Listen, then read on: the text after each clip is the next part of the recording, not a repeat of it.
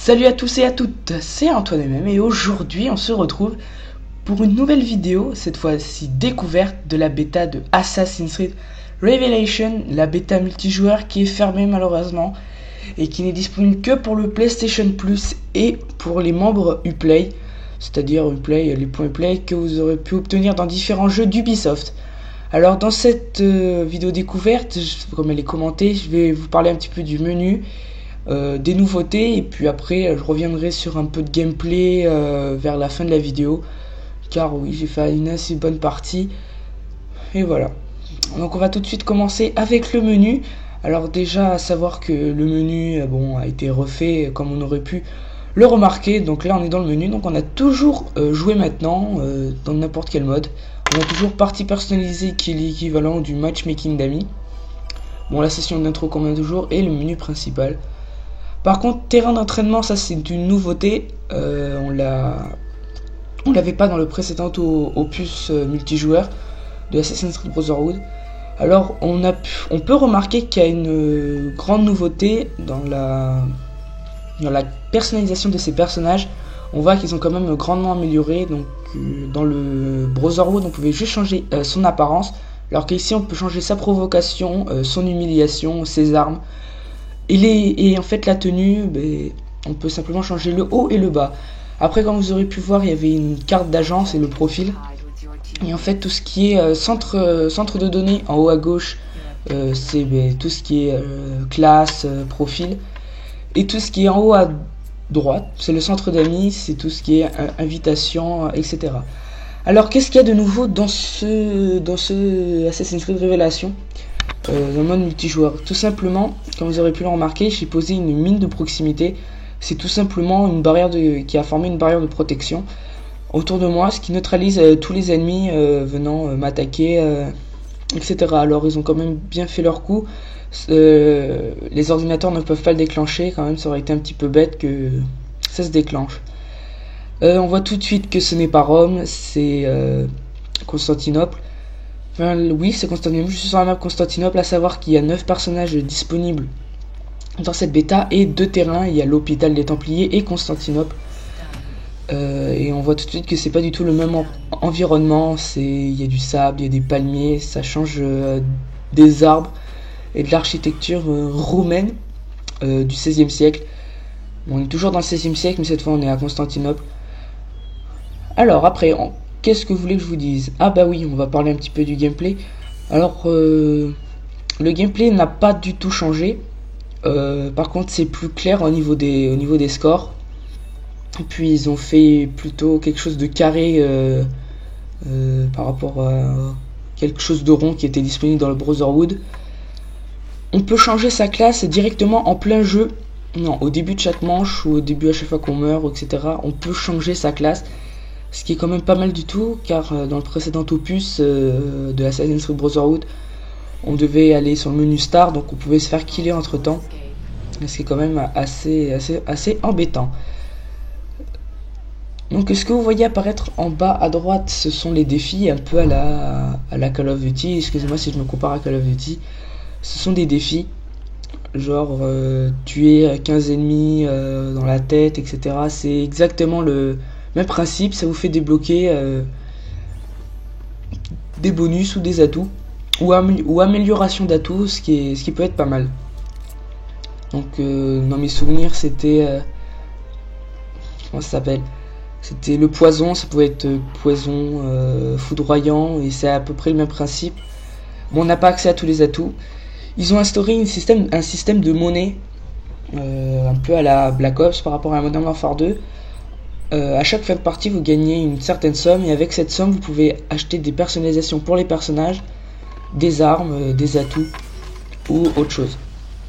Donc vous pouvez voir que moi j'utilise beaucoup la mine de proximité. Vous avez vu que ça fait quand même plusieurs fois que je fais une double élimination. Oui, on va dire une double élimination. Et franchement, je vous dis, je pense que cet atout va être beaucoup utilisé. Bon, certes, j'ai une petite expérience du Brotherhood, mais voilà. Donc ensuite, on va parler un petit peu du gameplay. Donc là, j'étais pas encore mort. Je me suis dit, allez, 1 minute 30 à tenir. Et quand j'ai vu l'ennemi, j'ai fait me choisis pas. Et là, franchement, je dis qu'il a eu beaucoup de chance parce que il aurait franchement foncé tête baissée comme ça. C'est complètement débile. Moi, j'aurais attendu que soit l'adversaire lance un leurre pour pouvoir le contrer ou faire autre chose. Alors là, vous venez d'assister à un magnifique respawn en face de l'ennemi et un magnifique contre de l'adversaire. Ça s'appelle un assassinat contesté, c'est quand je veux humilier l'adversaire mais qu'il arrive à me contrer juste avant.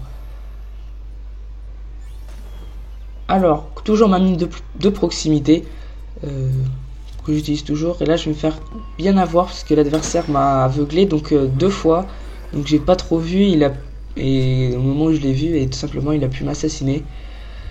Donc qu'est-ce qu'il y a de nouveau? On voit le nom, enfin non on voyait toujours, mais il y a une espèce de carte d'agent, un peu comme dans tous les Call of Duty qu'ils ont remis. Alors là, deuxième respawn magnifique.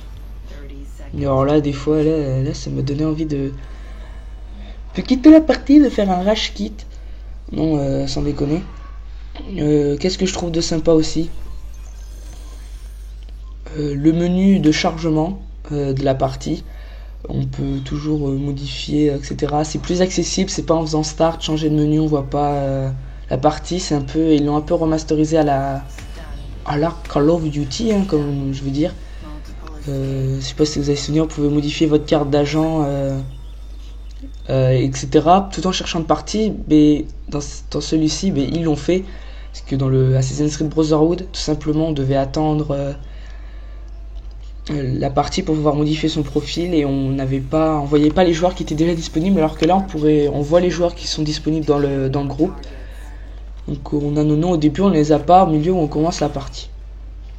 Donc là j'étais en train de mener avec mon équipe 8500 à 2690. Donc j'étais dans une assez bonne partie.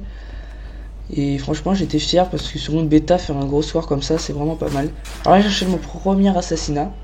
Et à savoir, alors oui, petite nouveauté aussi, lorsque vous êtes humilié par un adversaire, vous pouvez réanimer votre adversaire. Simplement en appuyant sur triangle, ça le fait, vous l'aidez à se relever. Et simplement, ça c'est une nouveauté que je trouve pas mal lorsque vous jouez en groupe avec des amis.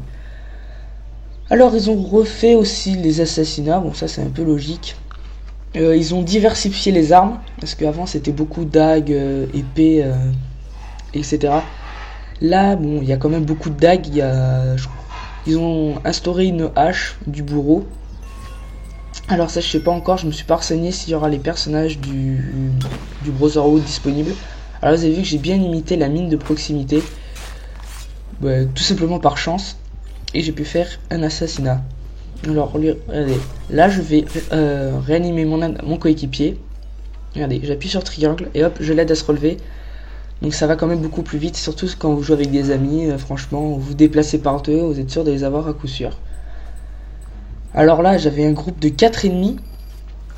Alors ce que j'ai fait, j'ai envoyé un de mes coéquipiers tout